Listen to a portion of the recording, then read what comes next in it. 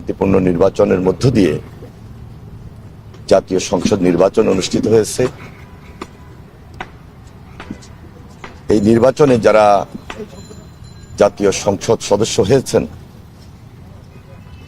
বাংলাদেশ জাতীয়তাবাদী দল এবং অন্যান্য জোটের শরিক বৃন্দ, আগামীকাল সকাল 9:30টায় আমরা সেই শপথ গ্রহণ অনুষ্ঠানে যোগ দেব। এবং বরাবরই আপনারা জানেন যে একটা নতুন সরকার যখন দায়িত্ব নেয় বঙ্গভবনে সেই পরবর্তী শপথটা অনুষ্ঠিত হয় নতুন সরকারের। কিন্তু এবার একটু উন্মুক্ত পরিবেশে এবং সাধারণ মানুষের সামনেই জাতীয় সংসদের দক্ষিণ প্লাজায় এই শপথ অনুষ্ঠানটি অনুষ্ঠিত হবে। এই ব্যাপারে আমরা সর্বাত্মক সহযোগিতা করছি, সমন্বয় করছি দলের পক্ষ থেকে। আমরা বিশ্বাস করি যে একটা দায়িত্ব এবং এই দায়িত্বটুকু খুব কঠিন এবং আমাদের উপর একটা আমানত। এই আমানত অবস্থান থেকে আগামী দিনে জনাব তারেক রহমানের নেতৃত্বে আমরা নতুন সরকার গঠন করব এবং জনগণের পাশে থেকে এই আমানতটুকু যেন আমরা রক্ষা করতে পারি মহান আল্লাহ তাআলার কাছে শুকরিয়া আদায় করছি এবং সকলের আন্তরিক সহযোগিতা কামনা করছি ইনশাআল্লাহ। প্রশ্ন করতে চাই, সেটি হচ্ছে যে বিদ্যমান সংবিধান অনুযায়ী নিয়ম হচ্ছে যে আপনারা মন্ত্রী পরিষদের শপথ আর হচ্ছে সংসদ সদস্যদের শপথ, এই দুইটা শপথ গ্রহণ করার বিধান রয়েছে। তো সেই ক্ষেত্রে জুলাই সনদের ব্যাপারে আসলে যদি শপথের চিন্তা ভাবনা থাকে, আপনাদের ওপিনিয়ন কি বা আপনারা আসলে এই ব্যাপারে কি বলতে চান? দেখুন, এই ব্যাপারে তো ইতিমধ্যে জুলাই সনদের ব্যাপারে একটা হানা ভোট হয়েছে এবং সেখানে জয়যুক্ত হয়েছে। পরবর্তীতে যে করণীয় এটা পার্লামেন্টে আলোচনার মধ্য দিয়ে নির্ধারিত যে আলোচনাগুলো সমাপ্তকরণ, এবং সেটা আমার মনে হয় খুব একটা কঠিন হবে না। গতকালকে আপনারা লক্ষ্য করেছেন আমাদের চেয়ারম্যান জনাব তারেক রহমান ইতিমধ্যে বিরোধী দলের যারা রয়েছেন তাদের সঙ্গে আলোচনা করেছেন, সৌজন্য সাক্ষাৎ। এরপরও তো কিছু কাজ থাকে যে আলোচনাগুলো পার্লামেন্টে হবে, পার্লামেন্টের বাইরেও হবে। সে আলোচনা করার মধ্য দিয়ে একটা সমন্বয়ের মাধ্যমে সবকিছুকে সম্মান এবং শ্রদ্ধার জায়গা রেখেই আমরা সমাপ্ত করবো ইনশাল্লাহ।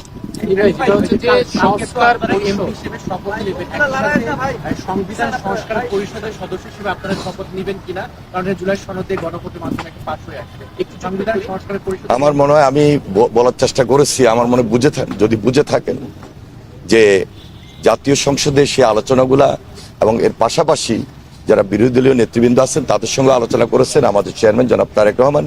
এটা খুব সহজ হবে, খুব কঠিন কাজ হবে না ইনশাআল্লাহ। অতিথিদের মধ্যে কারা কারা আসছেন?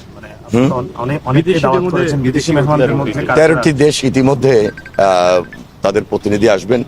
কোন দেশের প্রধানমন্ত্রী আসবেন, কোন দেশের পররাষ্ট্রমন্ত্রী আসবেন, স্পিকার মহোদয়রা আসবেন এবং অন্যান্য যারা আছেন ডেলিগেট হিসাবে তারা অংশগ্রহণ করবেন। আরেকটা বিষয়, যে দীর্ঘ ফেসিবাদ বিরোধী আন্দোলনে ছিলেন আপনারা, এই যে দীর্ঘ ত্যাগ তিতিক্ষা আপনাদের, সেই জায়গায় আপনাদের সরকার বাংলাদেশের মানুষের আকাঙ্ক্ষা বাস্তবায়ন করতে পারবে না, মানুষের কিন্তু প্রত্যাশা অনেক। আমরা শহীদ পরিবারদের প্রতি গভীর শ্রদ্ধা নিবেদন করছি। বিশেষ করে বিগত আন্দোলন সংগ্রামে যারা গুম, খুন এবং শহীদ হয়েছেন সর্বশেষ জুলাই আন্দোলন পর্যন্ত, সকলের প্রতি আমরা গভীর শ্রদ্ধা নিবেদন করছি। তাদের পরিবারের প্রতি সমবেদনা জানাই এবং তাদের পরিবারের পক্ষ থেকে আগামীকালকের এই শপথ অনুষ্ঠানে অনেকেই দাওয়াত পাবেন যারা জুলাই যোদ্ধা হিসাবে পরিবার হিসাবে রয়েছেন। তাদের প্রতি সেই সম্মানটুকু দেওয়া হচ্ছে এবং তারা উপস্থিত থাকবেন আশা করছি ইনশাআল্লাহ। ভাই, মন্ত্রী পরিষদের আকার কিরকম হতে পারে? আরেকটা প্রশ্ন, সেটা হচ্ছে যে আপনারা যে উন্মুক্ত হবে এবারে নেওয়াজ করে বাইরে করছে, এটা কি কোনো কারণ আছে কিনা? জনগণের সরকার, জনগণের সামনেই উন্মুক্ত পরিবেশে শপথ অনুষ্ঠান হবে, এটা তো হতেই পারে।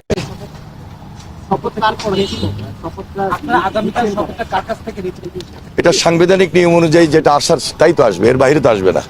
মন্ত্রী পরিষদ কিরকম হতে পারে?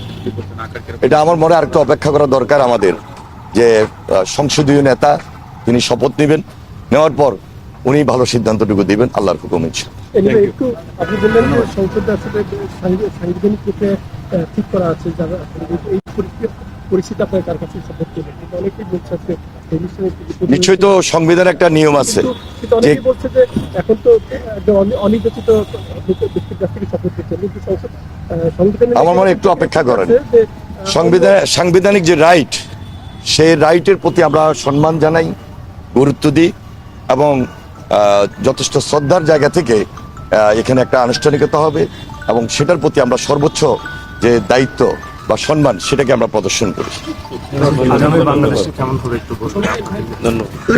অবশ্যই একটা দেশপ্রেমিক সরকার হবে এবং দায়িত্ব নিয়েই সকলের যে আমানত, শ্রদ্ধা এবং সম্মানের সহিত সে আমানতটুকু যেন আমরা রক্ষা করতে পারি, সেই দায়িত্বটুকু আমরা পরিচালনা করব এবং সম্পূর্ণভাবে জনগণের সরকার প্রতিষ্ঠিত হবে, দেশপ্রেমিক সরকার প্রতিষ্ঠিত হবে এবং জনগণের পাশে থেকে আমরা তারেক রহমানের নেতৃত্বে কাজ করছি এবং করবো ইনশাল্লাহ।